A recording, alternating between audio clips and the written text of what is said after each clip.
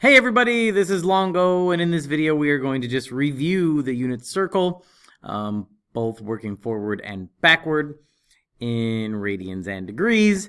And first we'll just do a little quick reminder of how you can fill out the first quadrant. Remember, we start at 0 degrees, and then we're at 30, 45, 60, and 90. In radians, you are still at 0, but then this is pi over 6, pi over 4, pi over 3, and then pi over 2. In terms of our coordinates, one of the things you can do, if it helps, is to think that you are always going to be over 2 and then simplify. So this would be, if we're working in terms of our y values and x values, if you think about it in terms of starting at the origin, moving to the right, the first x coordinate you're at is clearly 0. And then this would be something like root 1 over 2. And this would be root 2 over 2. This is root 3 over 2 and root 4 over 2. So everything's over 2, and you just start by going root 1, root 2, root 3, root 4. But then we know the square root of 1 is 1. And we also know that the square root of 4 is 2, and 2 over 2 is just 1. So if that helps you generate the coordinates, go for it. Same thing would happen here. This is the lowest y value, so this is 0. And then this would be root 1 over 2, which is 1/2, root 2 over 2, root 3 over 2, and root 4 over 2, which is 2 over 2, which is 1. Last is your tangents. Remember, tangent is y divided by x, or sine divided by cosine. So over here we have 0. This is going to be root 3 over 3. This is 1, root 3, and then, of course, undefined, because 1 divided by 0 is undefined. Okay? So now, there are many different ways you can work with the unit circle. You can fill this whole thing out if you want to. As I've mentioned before, that's kind of a waste of time, because all we are dealing with now is reference angles. So, for example, sine of 5 pi over 6. 5 pi over 6 would be right here, which means our reference angle is pi over 6.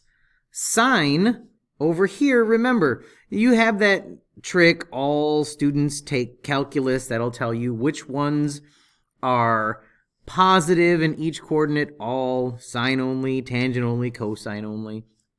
You can use other things, like everything here is positive, positive, which means positive divided by a positive is still positive. Over here, this is where everything is negative, positive, which means our tangent is going to be negative. Over here, everything is negative, negative, giving you a positive, and then everything here is positive, negative, giving you a negative when you divide. So however you want to memorize where things are, that's up to you. You go for it. So anyway, let's talk. Sine of 5 pi over 6, right here. Sine is y. Y is positive over here. Reference value, 1/2, done, game over. Cosine of negative 225. Again, if we go negative 225 degrees, that's going to put us right here. And cosine is x, so we have a negative value. And we're just going to be at negative root 2 over 2, because the cosine is our x value at 45. Done. Just use reference angles. Tangent of negative 3 pi over 2. So in terms of pi over 2's, this is pi over 2, but if we're going to go negative pi over 2, negative 2 pi over 2, negative 3 pi over 2, negative 3 pi over 2 is up here at the top, and our tangent value is undefined. When you are working with reciprocal functions, cosecant, secant, and cotangent, cosecant is just the reciprocal of sine. So what we're going to do is find 210, which is going to be 180 plus 30 degrees. So this is 210. Our sine value is going to be negative. So the sine value at a 30-degree reference angle is 1/2. But since we're working with the reciprocal of 1/2 is 2. And since we're down here, remember it is negative. So we have a negative 2. Secant of negative pi over 3. So our negative pi over 3 is right here. And that is cosine. So if we're looking over here, cosine is still positive, and our value is 1/2. The reciprocal of 1/2 is 2. That's it. Done. Last one is cotangent of negative 135. So if we do negative 135, that puts us here. The reference angle is 45 degrees. 45 has a tangent value of 1. The reciprocal of 1 is 1. Tangent is still positive down there, so our answer is 1. Okay, so again, this is just a quick review. We went more in depth earlier in this unit. That is just to help you figure some things out moving forward. So the next thing we need to talk about is inverse trig. Inverse is where you're working backwards. Now remember, your sine, cosine, and tangent have different rules. Whenever it's positive, sine, cosine, and tangent are always in quadrant 1. But when we're working with negative angles, remember, sine and tangent are always quadrant 1 and quadrant 4. So our negative sine and tangent values are going to be in quadrant 4. When we're working with cosine, it's going to be in quadrant 2. Because remember, cosine is still positive in quadrant 4. So we're going to, or negative in, or positive in quadrant 4. So negative value, we want quadrant 2. Which means it's just 180 degrees minus the reference angle. So this little chart will help you. When you are working with sine, cosine, or tangent and their reciprocal values, the positive ones are always going to be in quadrant 1. When we're working with sine and tangent of negative values, we're just going to use our negative reference angle. But cosine, we're going to use 180 minus the reference angle because that will take you to quadrant 2. Special note, cotangent, you're supposed to use quadrant 1 and 2 because it is the reciprocal, which means it's cosine over sine, and we'll follow the cosine rules. Okay? So let's just jump to it. The sine is equal to root 2 over 2. So root 2 over 2 for sine is at 45 degrees, also known as pi over 4. Make sure you pay attention to the directions and what you're being asked to do. You can always reference your unit circle to help you with this. So if you were to just scroll up, it's basically all you're doing is asking yourself, where is the y value root 2 over 2? And it's right there at 45 degrees. So you're just thinking backwards.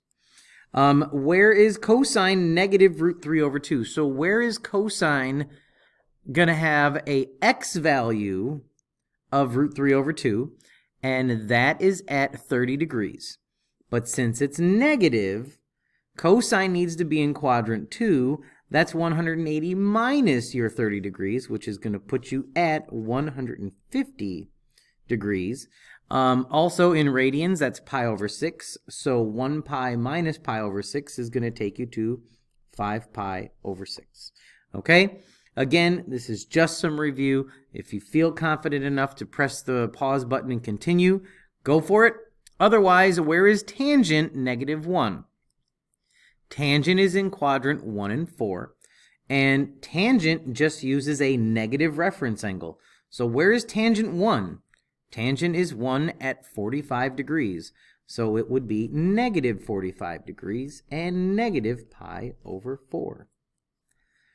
When you are working with the reciprocal values, sine still follows the rule, so sine is going to be a negative. So you can always rewrite this sine negative 1. This would just become a negative 1/2.